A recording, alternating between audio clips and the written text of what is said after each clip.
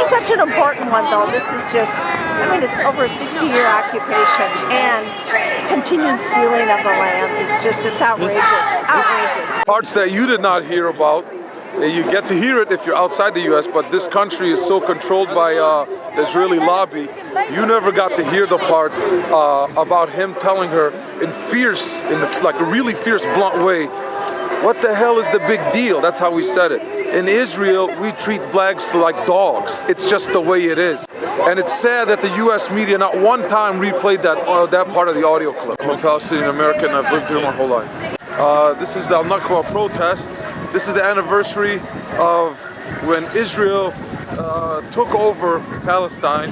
What year was that? That was 1948. Israel didn't simply just become a state. They displaced 750,000 Palestinians when that happened. Small towns, one of them, for example, called Deir Yassin. It's been noted in many books written by Jewish professors themselves, like Professor Norman Finkelstein, Noam Chomsky. They wrote about the Nakba, which towns like Deir Yassin and other towns, people didn't simply get asked to leave. Israeli soldiers simply just entered these towns and killed men, women, and children, elder men. Free, free! Palestine! Free, free! Palestine! Free, free! Palestine! Free, free! Palestine! Free, free! Palestine! Free, free! Palestine! The untold horrors of 1948 are still largely denied by Israel, and what's worse is that the injustices have continued to this day. As the world's largest open-air prison, with its inhabitants living under constant siege.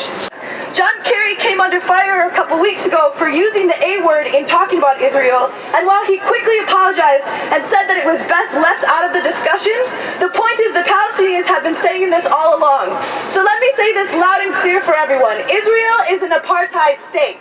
Some of you know me. My name is Sylvia Schwartz. I'm with the Minnesota Break the Bonds campaign and the International Jewish Anti-Zionist Network.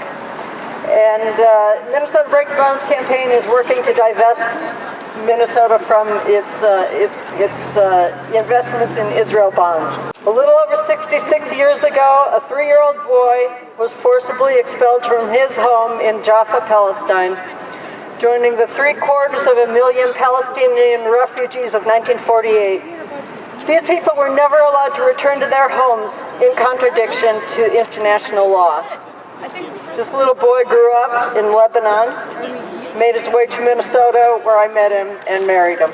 Now's the time for all of us who believe in real peace with justice to increase the pressure on the Israeli government to end apartheid, to end colonialism, to end its racist policies, and to end human rights abuses. In the early morning of Tuesday, October 22nd of 2013, Rasmia Odeh was arrested by Homeland Security at her home in Chicago. She was charged with unlawful procurement of naturalization, an allegation based on answers she gave on a 20-year-old immigration application. Rasmia Odeh grew up in Palestine during Nakba. Her and her family were forcibly removed from their home in Jerusalem when she was just a baby. This political system wants us to believe that Israel is a defender of freedom and democracy, when in reality, Israel is the modern apartheid state.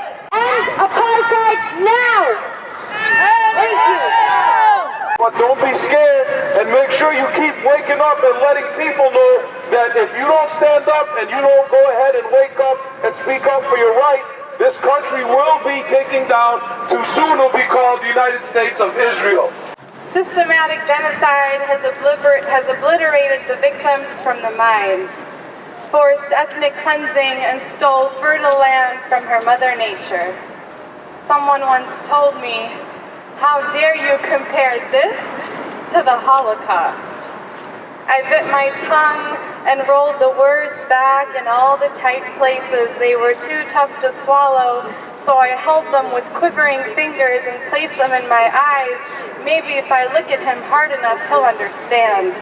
From the river to the sea, Palestine will be free! from the river to the sea, Palestine will be free! We stand in solidarity with Palestinian people in the struggle against the continuing Nakba. killings, evictions, transfers, imprisonments, and daily humiliation.